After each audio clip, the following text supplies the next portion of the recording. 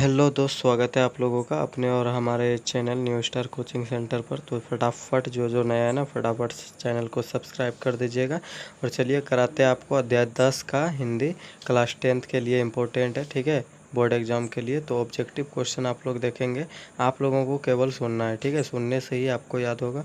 और हमारे जो भी दोस्त चाहते हैं क्यूज खेले ना ऑब्जेक्टिव क्वेश्चन का, तो वो फटाफट अपना व्हाट्सअप नंबर दे दीजिए, हम उसे अपना जो न्यू स्टार कोचिंग सेंटर का क्यूज सेंटर है उस पर आपको ऐड करेंगे। तो फर्स्ट क्वेश्चन होकर कि कमीज नामक उपन्यास किसका है? विनोद कुमार शुक्ल का। अगला है मछली कौन सी विधा है? तो मछली कहानी है, ठीक है। विधा मतलब किस क्षेत्र से रचित है? कहानी है इस या कविता है, क्या है? तो यह कहानी था। अगला देखेंगे हम लोग, झोले में कितनी मछलियाँ थी? जी हाँ, झोले में कितनी मछलियाँ थी? तो 3। इसका राइट आंसर क्या होगा? 3। उसके बाद देखेंगे संतू कांप रहा था, क्यों? क्या कारण था संतू जो कांप रहा था, क्यों? तो वो ठंडा के कारण, ठीक है। अगला है, जो मछली मर जाती है उसकी आंखों में झांकने से अपनी परछाई नहीं दिखती। ये एक सामान्यतः बात भी है सोशियोलॉजी का। और उसके बाद क्वेश्चन भी एक, जो मछली मर जाती है उसकी आंखों में झांकने से अपनी परछाई नहीं दिखती, ऐसा कौन कहता था? तो ऐसा उसकी दीदी बताई थी, ठीक है, बिल्कुल सही, दीदी उसकी बताई थी संतू को। और अगला क्वेश्चन है, मछली अभी कट जाएगी? जहाँ बहुत दुख से पूछ रहा था, मछली अभी कट जाएगी, ऐसा किसने पूछा? तो वो ऐसा राइट आंसर होगा संतू ने, ठीक है। पैर पर कमरा किसकी रचना है? तो जी हाँ, पैर पर कमरा जो रचना है वह विनोद कुमार शुक्ल जी का है।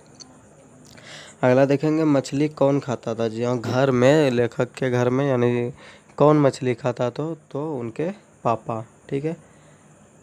तो चलिए, और आपको साइंस या फिर कोई भी चीज़ का ऑब्जेक्टिव क्वेश्चन चाहिए तो जाके आप लोग वीडियो लिस्ट में जाके देख सकते हैं, ठीक है। तो चलिए अगला क्वेश्चन हम देखेंगे।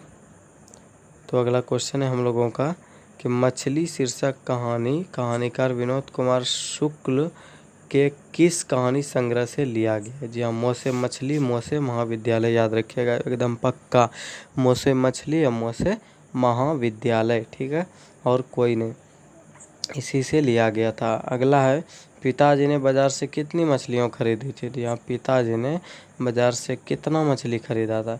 तो पिताजी ने बाजार से 3 मछली खरीदा था, ठीक है। तो अगला क्वेश्चन है, परिवार के, जी हाँ, परिवार के नौकर का क्या नाम था? जी हाँ, परिवार के नौकर का नाम क्या था? तो इसका राइट आंसर हो जाएगा भग्गू। जी हाँ, परिवार के नौकर का नाम क्या था? भग्गू, ठीक है। तो चलिए अगला क्वेश्चन हम लोग देखेंगे, नरेन कौन था? तो नरेन दीदी का प्रेमी था, ठीक है। नरेन कौन था? दीदी का प्रेमी। उसके बाद है, मोहारा क्या है? तो मोहारा एक नदी है, जी हाँ, एक नदी का नाम है मोहारा, जो मछली कहानी में चर्चित है, ठीक है।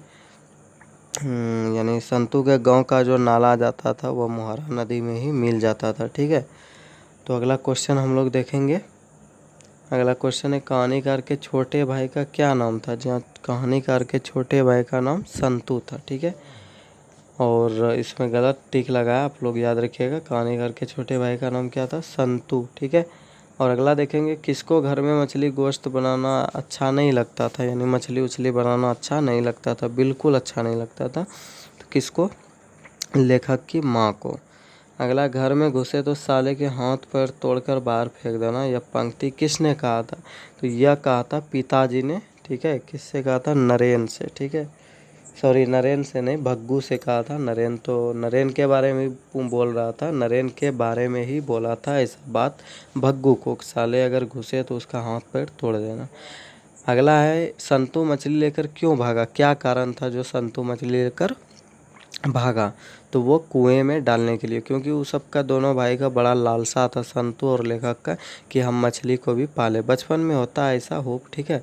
चलिए अगला क्वेश्चन देखेंगे, पिताजी ने किसको मारा था? जी हाँ, पिताजी ने सुबह सुबह किसको मारा था? तो इसका राइट आंसर होगा दीदी का, ठीक है। अगला क्वेश्चन है, भग्गू संतू के पीछे पीछे क्यों भागा? क्या कारण था जो भग्गू यानी घर का नौकर जो है वह संतू के पीछे पीछे भागा? कारण क्या था? तो कारण था मछली छीनने के लिए, क्योंकि मछली लेकर वो भाग गया था संतू कुएं में डालने के लिए, ठीक है। तो चलिए दोस्त अगला क्वेश्चन देखेंगे कि भग्गू संतू के पीछे पीछे क्यों भागा? तो आप लोग आंसर जान ही चुके हैं। अगला है, मछली कहानी में किस वर्ग का जीवन वर्णित है? ठीक है, तो इसका राइट आंसर होगा निम्न मध्यम वर्ग का। ठीक है, अगला है संतु नरेन आपस में कौन है। जी हाँ, संतु नरेन आपस में कौन है, तो वो है भाई भाई नहीं, इसमें गलत आंसर है। आपका राइट आंसर होगा जीजा साला। ठीक है, संतु नरेन आपस में कौन था, जीजा साला, क्योंकि वो उसकी दीदी का प्रेमी था। अगला है विनोद कुमार शुक्ल कहानीकार उपन्यासकार के साथ साथ क्या थे। जी हाँ, साथ साथ क्या थे, तो इसका राइट आंसर होगा राजनेता थे। ठीक है, क्या थे, राजनेता भी थे।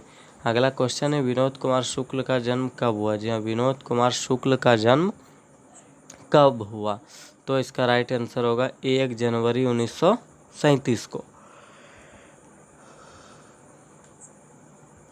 चलिए अगला क्वेश्चन देखेंगे हम लोग। विनोद कुमार शुक्ल का जन्म कहाँ हुआ, तो इसका राइट आंसर होगा राजनौत छत्तीसगढ़। ठीक है, राजनौत छत्तीसगढ़। अगला क्वेश्चन है निराला सृजन पीठ में अतिथि साहित्यकार के रूप में कब से कब तक रहे। जी हाँ, कब से कब तक रहे, 1994 से 1996, यानी 2 वर्ष तक।